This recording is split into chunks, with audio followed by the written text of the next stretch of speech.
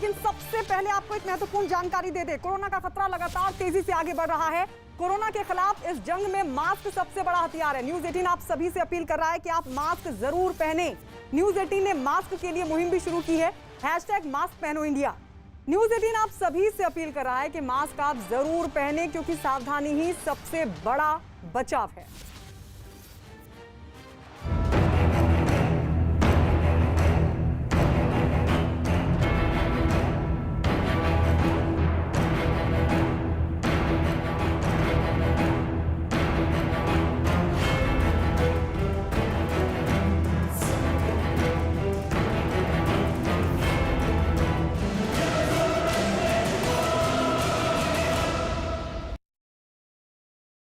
इस वक्त की सबसे बड़ी खबर के साथ शुरुआत राजस्थान से, जहां गहलोत सरकार ने एम्बुलेंस का किराया तय कर दिया है।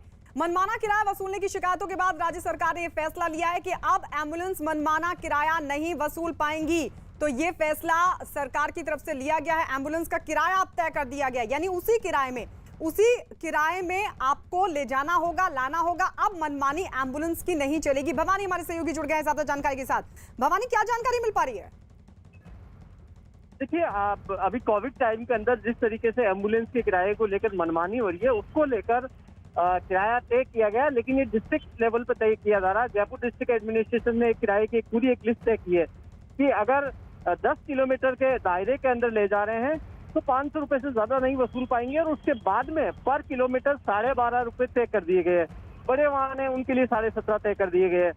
और उसके अंदर खास तौर पर जो वसूली हो रही थी पीपी किट के नाम पर, सैनिटाइजेशन के नाम पर, उसकी भी ये रेट फिक्स कर दी है कि पर चक्कर मात्र 350 रुपए एम्बुलेंस चालक ले पाएंगे। तकरीबन शिकायत लगातार ये आ रही थी कि 2 से 5-5 हजार, 10-10 हजार रुपए एम्बुलेंस किराए की वसूल रही थी। लोग काफी परेशान थे। उस शिकायत को देखते हुए ये फैसला लिया। जी, शुक्रिया भवानी ये तमाम जानकारी देने के लिए। तो जिस तरीके के इस वक्त हालात हैं, मनमाना किराया वसूला जा रहा था, लेकिन अब सरकार की तरफ से एम्बुलेंस का किराया तय कर दिया गया है। और इस बीच एक और बड़ी खबर आपको बता दें, कोरोना पर इस वक्त की बड़ी खबर। दिल्ली में कोरोना से लगातार हालात बिगड़ रहे हैं और जानकारी है कि दिल्ली में सिर्फ 42 आईसीयू बेड बढ़े हैं। ये सुबह 10 बजे तक का आंकड़ा बताया जा रहा है कि सिर्फ 42 आईसीयू बेड बढ़े हैं। ये सुबह 10 बजे का आंकड़ा है। दिल्ली में कुल आईसीयू बेड 4437 हैं। इसमें 4395 बेड भर चुके हैं और सिर्फ 42 बेड ही खाली बचे हैं। प्रियंका कांडपाल हमारी सहयोगी जुड़ गई हैं। प्रियंका, क्या जानकारी? जी बिल्कुल, दिल्ली सरकार की अपनी ऐप से ली गई जानकारी है, जिसमें साफ तौर पर पता चल रहा है कि आईसीयू बेड जो है दिल्ली में केवल 42 रह गए हैं। ऐसे में जो गंभीर पेशेंट्स हैं उनके लिए समस्याएं और बढ़ने वाली हैं। जिस तरीके से कल 23,000 से ज्यादा मामले दिल्ली में सामने आए हैं कोरोना के, और न सिर्फ आईसीयू बेड की अगर बात करें, जो नॉर्मल बेड्स हैं उनकी संख्या 3,000 के लगभग है, जो कि 19,000 में से केवल 3,000 रह गए हैं। तो कहीं ना कहीं संकट जो है वो गहराता जा रहा है हॉस्पिटल इंफ्रास्ट्रक्चर की अगर बात करें। हालांकि कल अरविंद केजरीवाल ने तेजी करके ये बात कही थी कि अगले 5 से 6 दिनों में जो लॉकडाउन लगाया गया है उसमें कोशिशें रहेंगी कि लोगों के लिए बेड्स की सुविधाओं को बढ़ाया जाए। लेकिन आज और इस वक्त की अगर बात करें तो केवल 42 आईसीयू बेड की दिल्ली सरकार की वेबसाइट में दिखा रहे हैं कि सिर्फ यही बेड्स अभी उपलब्ध है। शुक्रिया प्रियंका, ये तमाम जानकारी हमें देने के लिए। बेहद गंभीर हालात दिल्ली में दिखाते हुए कि किस तरीके से सिर्फ आईसीयू बेड की तादाद इस वक्त 42 है, सिर्फ 42 आईसीयू बेड ही बचे हैं।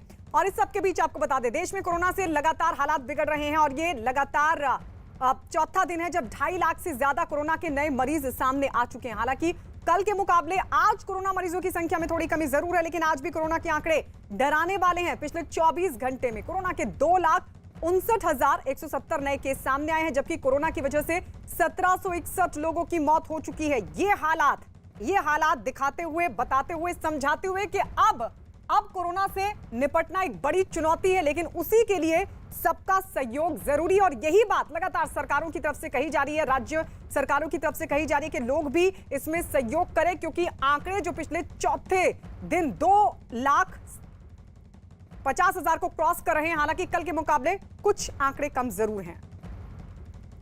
हर दिन गुजरते दिन के साथ दिल्ली के जो हालात हैं वो भी लगातार बिगड़ रहे हैं, क्योंकि पिछले 24 घंटों में अगर बात करें तो रिकॉर्ड 240 लोगों की जान चली गई है, जो महामारी शुरू होने के बाद से एक दिन में मरने वालों का ये सबसे बड़ा आंकड़ा है। दिल्ली में पिछले 24 घंटे में 23,500 से ज्यादा नए केस सामने आ चुके हैं। पॉजिटिविटी रेट बढ़कर 26% के पार जा पहुंचा है। हालात बिगड़ते देख अरविंद केजरीवाल सरकार ने दिल्ली में 6 दिनों के लिए यानी कि 26 अप्रैल सुबह 5 बजे तक के लिए लॉकडाउन लगा दिया है। बच्चों को कोरोना से बचाने के लिए वक्त से पहले ही गर्मी की छुट्टी भी शुरू कर दी गई है, जो 20 अप्रैल से शुरू होकर 9 जून तक चलेगी। सरकार ने ऑक्सीजन सिलेंडर और रेमडेसिविर इंजेक्शन की निगरानी के लिए भी एक कंट्रोल रूम बनाने का फैसला किया है ताकि इस पर निगरानी रखी जा सके।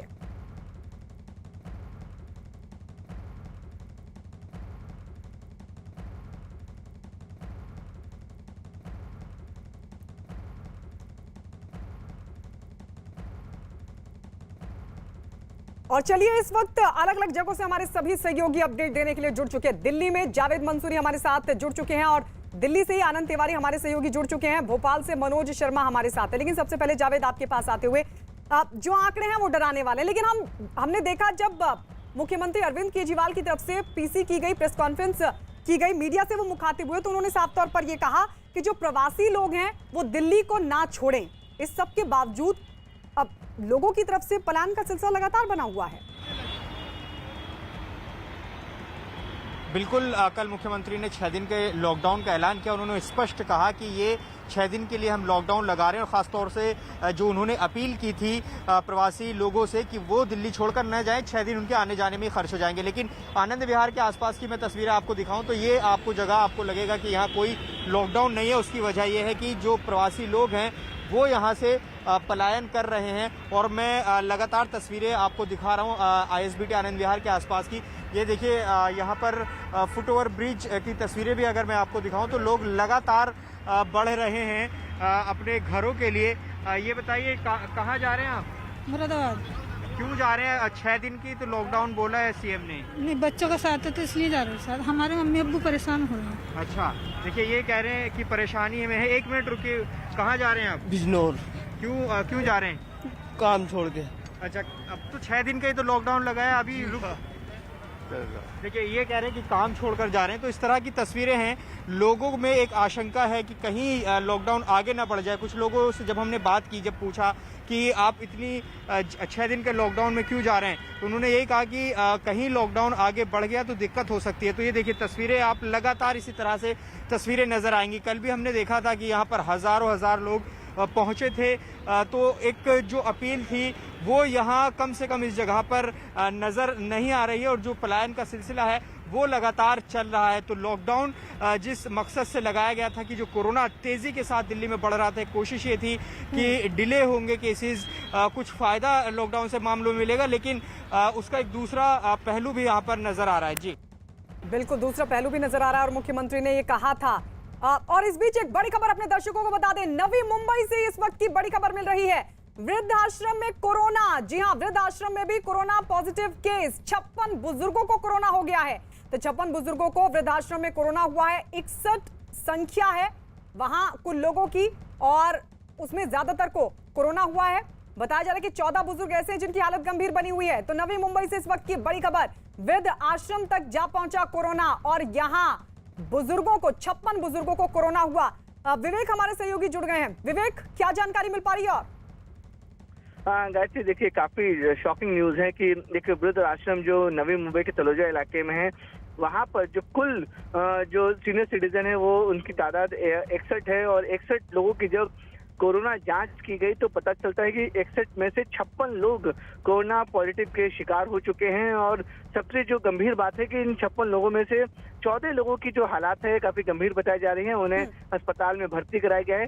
और यही वजह है कि प्रशासन ने और जो तलोजा इलाके में जो ये वृद्ध आश्रम है, पूरे आश्रम को ही एक मिनी हॉस्पिटल जैसा बना दिया। पूरा क्वारंटाइन वहाँ पे सब लोग को कर दिया है कि लोग वहाँ से कोई बाहर ना निकलें। लेकिन ये अपने आप में ये चौंकाने वाली बात है कि वृद्ध आश्रम में जो 61 लोग हैं वहाँ पर तो ये कोरोना कैसे पहुंचा, 56 लोग कोरोना की चपेट में कैसे आए, इस बात की भी प्रशासन जांच कर रहे हैं। क्योंकि माना जाता है कि जब उनके जो लोग घर वाले हैं वो उनसे मिलने आते थे या फिर जो खाना पीना होता था वो शायद बाहर से आता हो, इस बात की भी जांच चल रही है।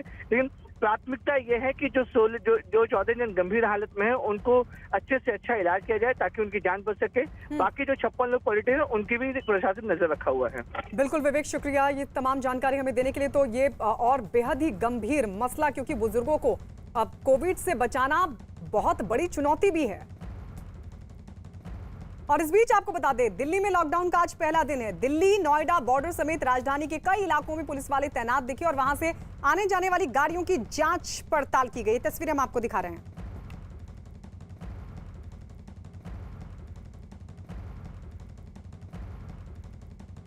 राजधानी दिल्ली में कोरोना के बढ़ते केस को देखते हुए दिल्ली के मुख्यमंत्री अरविंद केजरीवाल ने 26 तारीख तक कर्फ्यू लगा रखा है दिल्ली में, यानी टोटल दिल्ली बंद है। केवल जरूरी सेवाओं से जुड़ी जो गाड़ियां हैं या पास वाले वाहन हैं उन्हें ही इजाज़त दी जा रही है।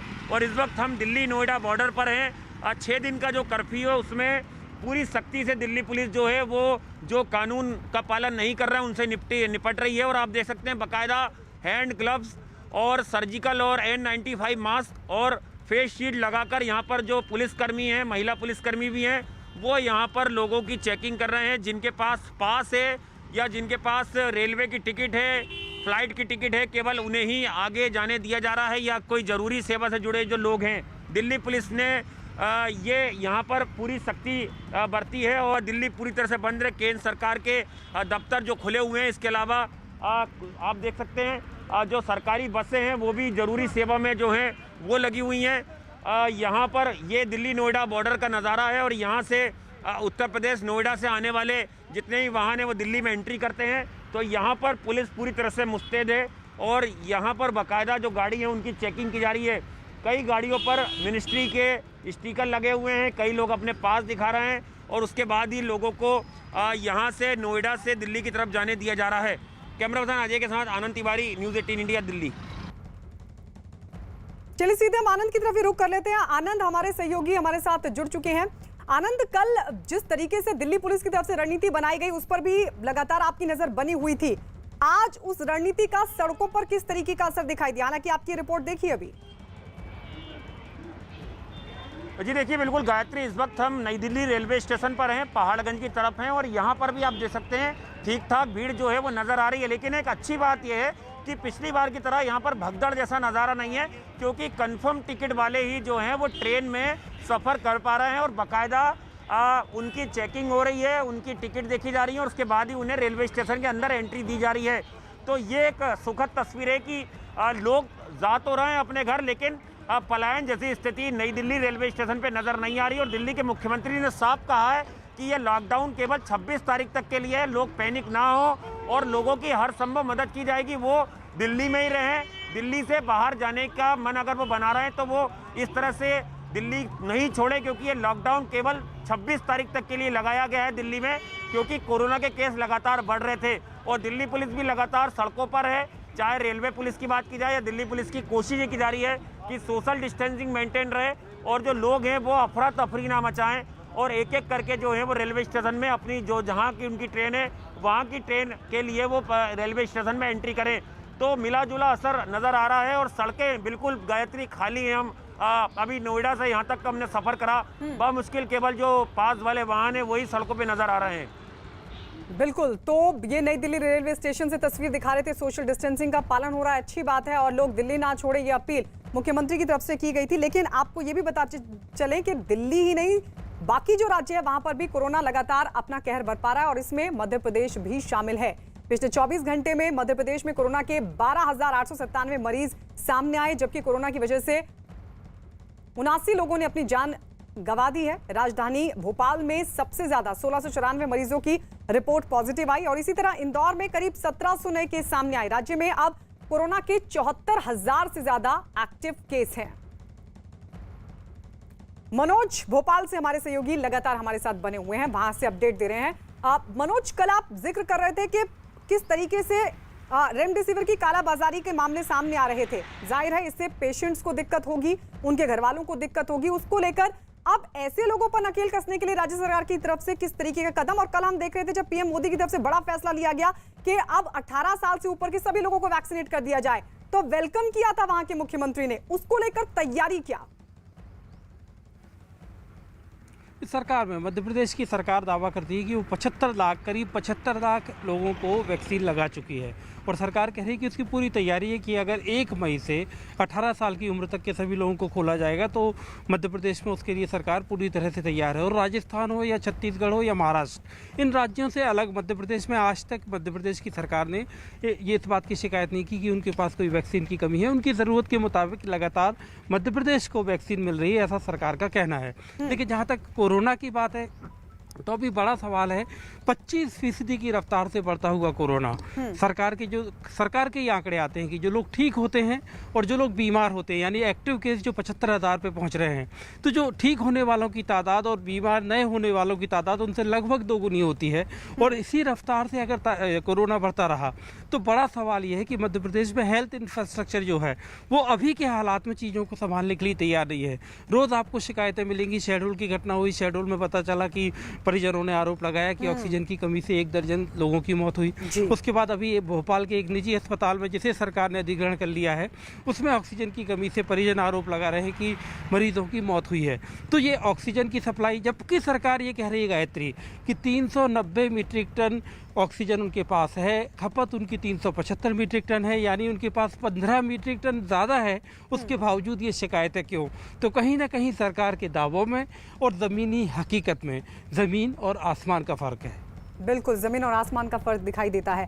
अब लौटेंगे आपके पास, लेकिन आपको बता दें, कोरोना से गंभीर हो रहे हालात से निपटने के लिए प्रधानमंत्री मोदी ने अब खुद मोर्चा संभाल लिया। पीएम मोदी आज कोरोना वैक्सीन बनाने वाली कंपनियों के नुमाइंदों के साथ एक अहम बैठक करेंगे। वीडियो वर्चुअल होने वाली इस बैठक में न सिर्फ देश की कंपनियां बल्कि विदेशी कंपनियों के अधिकारी भी होंगे शामिल।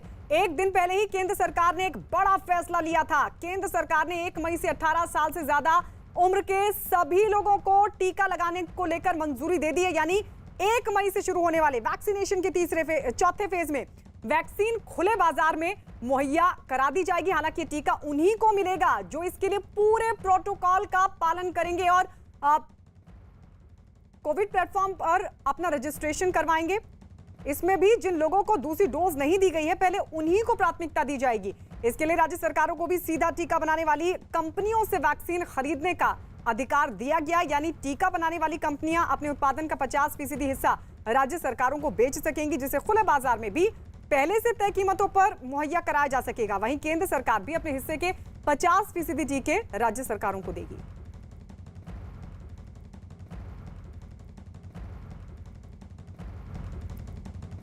और इस बीच एक बड़ी खबर आपको बता दें, बीजेपी नेता का निधन हो गया है।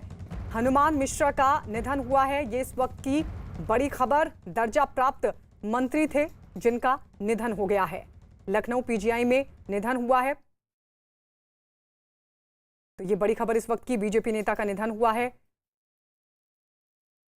हनुमान मिश्रा का निधन हुआ है। लखनऊ पीजीआई में उनका निधन हुआ है। हालांकि कारण क्या रहा ये अभी तक साफ नहीं हो सका है। लगातार जानकारी सामने आ रही है, लेकिन फिलहाल मिल रही जानकारी के मुताबिक हनुमान मिश्रा का निधन हो गया है। वो दर्जा प्राप्त मंत्री थे।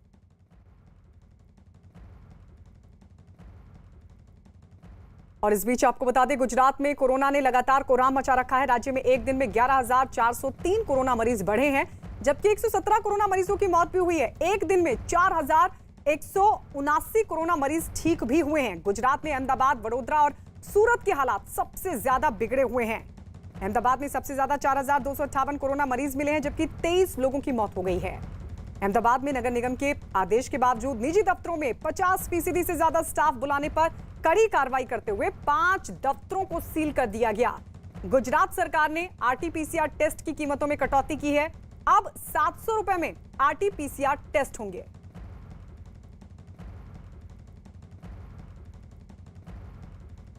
उधर मुंबई के सबसे बड़े कोविड सेंटर बीकेसी में वैक्सीन खत्म हो गई है। वैक्सीन लेने पहुंचे लोगों को खाली हाथ लौटना पड़ रहा है। तो ये मामला कोविड के सबसे बड़े अस्पताल का, कोविड के सबसे बड़े सेंटर का, जहां पर खाली हाथ लोग लौटते नजर आए। वो इसलिए क्योंकि वो वैक्सीन की डोज लेने के लिए पहुंचे थे, लेकिन पता चला कि वैक्सीन ही नहीं है और इसीलिए उन्हें खाली हाथ वापस लौटना पड़ा। मैं इस वक्त खड़ी हूँ मुंबई के बीकेसी वैक्सीनेशन सेंटर पर, जहाँ पर आज दूसरी बार यहाँ पर वैक्सीन आउट ऑफ स्टॉक होने की वजह से लोगों का जमावड़ा जम गया है। सुबह से लोग यहाँ पर आ रहे हैं और उनको वापस जाना पड़ रहा है क्योंकि यहाँ का जो वैक्सीन है वो ख़त्म हो गया है। बीएमसी के पास परसों के दिन करीब 1.5 लाख वैक्सीन अवेलेबल थे जो उन्होंने बाकी बीएमसी के सारे सेंटर्स पर उपलब्ध करा दिए थे। कल के दिन का वैक्सीनेशन ख़त्म होने के बाद आज जो बचे कुछ स्टॉक था उससे सुबह वैक्सीनेशन किया गया है। रात को ये बोर्ड लगाया गया था यहाँ पर कि केवल 400 वैक्सीन अवेलेबल है और अब जो है यहाँ पर ये बोर्ड लगा दिया गया है कि यहाँ पर वैक्सीन जो है वो आउट ऑफ स्टॉक हो गया है। मैडम आप बताइए कब आए हैं, कितने बजे आए हैं आप? हम लोग अभी 8:30 बजे आए हैं, लेकिन क्या बोल रहे हैं वो आपको? खत्म हो गया बोल रहे। ये कौन सा डोज है आपका? हम लोग का फर्स्ट ही है। आप बताइए कहाँ से आए हैं चाचा जी? मैं पवई से आया हूँ। तो यहाँ पर आने के बाद क्या पता चला आपको? पता चला कुछ दवा नहीं है अभी। तो वो क्या बोल रहे हैं, कब आने के लिए बोले हैं आपको? कोई टाइम फिक्स नहीं है। फ़ोन नंबर पर इधर लिखा हुआ है, लिख लो, लेके जाओ, उधर फ़ोन करो, आएगा कि नहीं आएगा, कब आएगा, कोई डिसाइड नहीं है इधर। और अब बात देश में इस वक्त कोरोना की प्रचंड लहर की। कोरोना के नए मरीजों का आंकड़ा 2.5 लाख को पार कर चुका है, जिसके साथ ही सक्रिय मरीजों की संख्या 19 लाख को पार कर गई है। कोरोना के आंकड़े बेशक बहुत डराने वाले हैं, लेकिन अब कोरोना को कंट्रोल करने का मास्टर प्लान भी तैयार कर लिया गया है।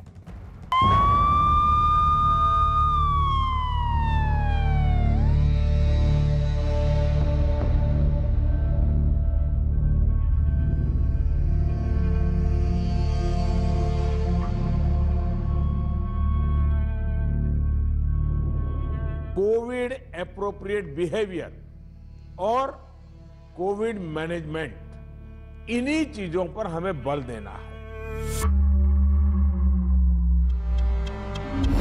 देश में कोरोना वायरस के खिलाफ सबसे बड़ी जंग।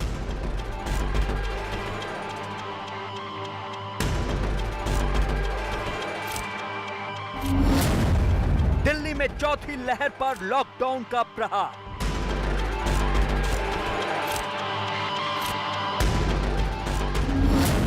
दिन के लॉकडाउन से कोरोना पर नकेल की तैयारी।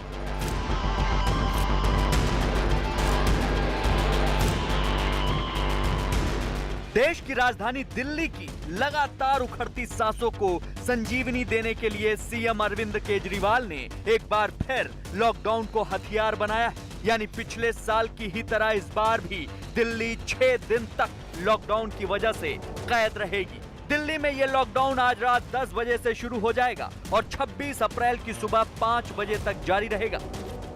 6 दिन के लिए दिल्ली में लॉकडाउन लगाया जा रहा है। इस दौरान जाहिर है कि जो एसेंशियल सर्विसेज हैं वो जारी रहेंगी।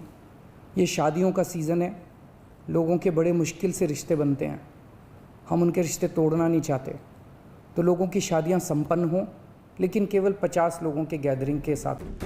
लेकिन सवाल उठता है कि आखिर इस लॉकडाउन के दौरान किन किन चीजों पर पाबंदी रहेगी और क्या खुला रहेगा। सबसे पहले देखते हैं लॉकडाउन में किन चीजों की मनाही है। बेवजह कहीं नहीं घूम सकेंगे। मॉल, जिम, स्पा, ऑडिटोरियम बंद रहेंगे। असेंबली हॉल और एंटरटेनमेंट पार्क बंद रहेंगे। रेस्टोरेंट में बैठकर खाना नहीं खा सकते। सार्वजनिक, धार्मिक और राजनीतिक कार्यक्रमों पर पाबंदी रहेगी। सरकारी और प्राइवेट दफ्तर बंद रहेंगे। साथ ही अब ये समझिए कि इस लॉकडाउन के दौरान किन किन चीजों पर पाबंदी नहीं है, यानी किन किन चीजों को लॉकडाउन से बाहर रखा गया है। शादियों में 50 लोग को पास के साथ इजाजत। मेट्रो और बस में 50% की क्षमता के साथ यात्रा। Petrol pump, LPG, CNG centre खुले रहेंगे। बैंक, एटीएम को भी लॉकडाउन से छूट दी गई है। वैक्सीन लगवाने जा सकते हैं। किसी बीमार व्यक्ति को बाहर ले जा सकते हैं। साप्ताहिक बाजार जोन के हिसाब से 1 दिन खुलेंगे। प्राइवेट दफ्तरों में वर्क फ्रॉम होम किया जाएगा। उधर कोरोना वायरस को शिकस्त देने के लिए केंद्र सरकार ने अपनी पूरी ताकत झोंक रखी है। देश के प्रधानमंत्री नरेंद्र मोदी खुद पल पल हालात की मॉनिटरिंग कर रहे हैं। केंद्र सरकार के ही निर्देशों पर एंटीवायरल ड्रग रेमडेसिविर दवा के दामों को तत्काल प्रभाव से घटा दिया गया है। इतना ही नहीं, सरकार के निर्देश पर रेमडेसिविर का उत्पादन भी दोगुना कर दिया गया है। दावा तो ये किया जा रहा है कि सितंबर तक कोवैक्सीन का उत्पादन 10 गुना तक कर लिया जाएगा। इतना ही नहीं, केंद्र सरकार ने 162 ऑक्सीजन प्लांट लगाने की मंजूरी दे दी है। साथ ही केंद्र सरकार की तरफ से ऑक्सीजन की कमी को दूर करने के लिए ऑक्सीजन एक्सप्रेस की भी शुरुआत की गई है। इसी ऑक्सीजन एक्सप्रेस में 15 टैंकर विशाखापट्टनम, जमशेदपुर, राउरकेला, बोकारो के लिए रवाना होंगे। वहां से ऑक्सीजन भरकर ये एक्सप्रेस वापस महाराष्ट्र पहुंचेगी। नवी मुंबई के कलम्बोली स्टेशन के जो गुड शेड है उसके यहाँ पर जो यार्ड होता है वहाँ पर, जहाँ पर आप देख सकते हैं कि महाराष्ट्र के लिए आज की तारीख में जिसकी सबसे ज़्यादा अहमियत है वो ऑक्सीजन एक्सप्रेस चलाई जाने वाली है, जिस ऑक्सीजन एक्सप्रेस के लिए आखिरी तैयारियां जो है वो पूरी हो चुकी है लगभग। यहाँ पर आप देख रहे हैं कि ड्राई रन की तरह यहाँ पर एक खाली टैंकर जो है, जो कि लिक्विड ऑक्सीजन लेकर आने वाला है विशाखापट्टनम से, उसको यहाँ पर चढ़ाया गया है। इतना ही नहीं, केंद्र सरकार की तरफ से 6 राज्यों के लिए अतिरिक्त वेंटिलेटर की भी व्यवस्था की गई है, जिनमें महाराष्ट्र को 1121, यूपी को 1700, झारखंड को 1500, गुजरात को 1600, मध्य प्रदेश को 152 और छत्तीसगढ़ को 230 वेंटिलेटर मुहैया कराए गए। महामारी के इस भयावह दौर में डीआरडीओ यानी defence research and development organisation action mode में आ गया है। राजधानी दिल्ली के कैंट में एयरपोर्ट के पास बने कोविड केयर सेंटर को चालू कर दिया गया है। इस अस्पताल में कुल 500 बेड की व्यवस्था है। ये सभी बेड आईसीयू बेड हैं। हालांकि फौरी तौर पर 250 बेड तैयार हो चुके हैं। बाकी 250 बेड को गुरुवार तक तैयार कर लिया जाएगा। कोरोना वायरस के गंभीर खतरे से जूझ रहे मरीजों को यहां भर्ती किया जा सकता है। कोरोना के खिलाफ लड़ी जा रही ये जंग भले ही अपने भयावह दौर में है, लेकिन एक बात तय है कि ठोस नीतियों और कोरोना प्रोटोकॉल को अगर सही से अमल में लाया जाए तो इस बेकाबू वायरस की रफ्तार पर ब्रेक लगाया जा सकता है।